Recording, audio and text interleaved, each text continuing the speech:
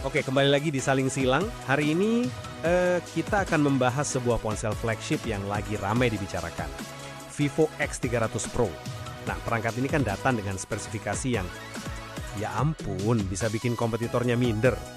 Pertanyaannya jadi begini, apakah ponsel ini beneran paket lengkap tanpa kompromi? Atau jangan-jangan ini cuma, ya sekadar pamer spesifikasi di atas kertas? Buat saya pribadi, ini jelas puncak inovasi. Kalau saya lihatnya dari sudut pandang yang sedikit berbeda lah.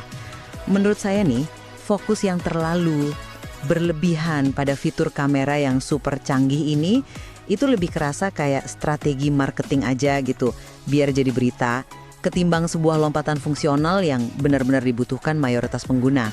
Wah, saya kurang setuju. Ini lebih dari sekedar peningkatan, ini sebuah lompatan besar.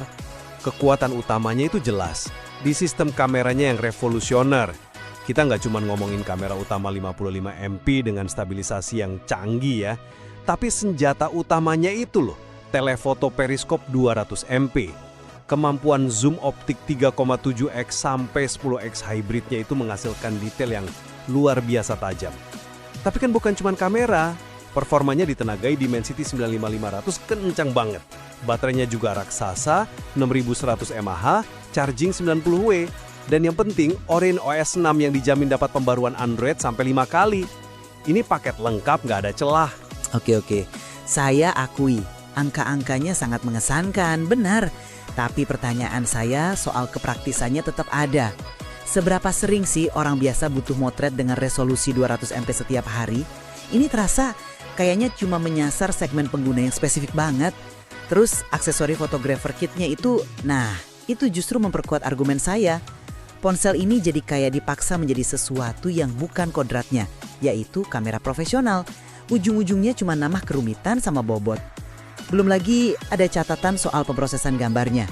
Di kondisi minim cahaya, fotonya seringkali terlihat nggak natural karena sharpeningnya yang terlalu agresif. Jadi ya ketergantungannya ke software itu besar banget. Soal sharpening itu, bukankah itu kompromi yang wajar ya untuk dapat foto yang jauh lebih terang dan jelas di kondisi sulit? Tapi soal kegunaan, ini bukan gimmick. Ini membuka kemungkinan kreatif yang sebelumnya nggak ada di ponsel. Memotret detail arsitektur dari jauh. Atau satwa liar, itu kan terobosan nyata. Iya, mungkin untuk segelintir fotografer profesional iya. Tapi untuk 99% pengguna lain, kegunaannya sangat terbatas kan? Zoom di atas 3,7x itu kan udah masuk ranah digital, yang pada dasarnya ya trik software lagi. Nah, ini kembali ke poin saya. Rasanya investasi masif di fitur ini bisa dialihkan untuk menyempurnakan hal lain yang lebih fundamental. Sebentar, Anda menyebut trik software seolah itu hal negatif. Justru kekuatan software jadi pilar lain di ponsel ini. Origin OS 6 itu langkah yang sangat matang. Bukan cuma ganti tampilan, tapi fokusnya pada kecepatan, produktivitas, dan paling penting, jaminan pembaruan 5 tahun. Ini kan menunjukkan komitmen jangka panjang yang kasih rasa aman ke pengguna. Jaminan pembaruannya memang bagus, saya setuju soal itu. Tapi, OS yang sepenuhnya baru juga selalu bawa resiko adaptasi. Dan lagi, beberapa fitur inovatifnya, kayak Origin Island itu, pada dasarnya kan cuma replikasi dari fitur kompetitor yang sudah ada. Jadi apakah ini beneran inovasi inti atau sekedar ya ikut-ikutan tren dengan nama yang beda aja biar kelihatan setara? Ia mendorong batasan dari apa yang mungkin dilakukan sebuah ponsel, terutama di sektor kamera, sambil menyajikan paket performa, baterai, dan dukungan software yang sangat solid. Ini perangkat buat mereka yang gak mau kompromi. Dan bagi saya, meskipun secara teknis sangat mengagumkan, fokus pada spesifikasi ekstrim ini berisiko menjadikannya perangkat yang over-engineered. Pertanyaannya tetap, apakah semua kecanggihan ini benar-benar meningkatkan pengalaman pengguna sehari-hari secara signifikan atau cuma jadi angka impresif di atas kertas? Jelas sih, perangkat ini memicu diskusi penting tentang kemana arah inovasi sebuah ponsel flagship. Tepat. Perdebatan ini menunjukkan kita mungkin lagi di persimpangan jalan.